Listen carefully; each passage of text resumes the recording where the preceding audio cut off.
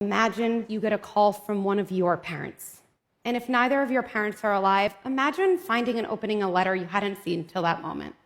Okay, walk through this with me. Here's the call.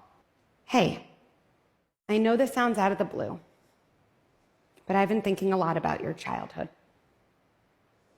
And I think there were a lot of moments that felt really bad to you. And you were right to feel that way. Those moments weren't your fault.